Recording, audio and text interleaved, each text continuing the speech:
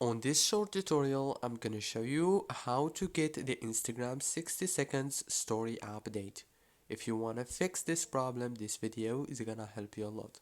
So, all what you have to do is open the settings on your phone.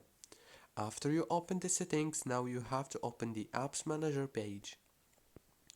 Go to the apps. Now on this page you will find all the apps that you have downloaded on your phone. All what you wanna do here is very simple. Scroll until you find the Instagram app and click on it. When you click on it, it will take you directly to the app informations page. On this page, you will find all the settings about your Instagram. Click on this force stop to stop running the app, and then click on the permissions.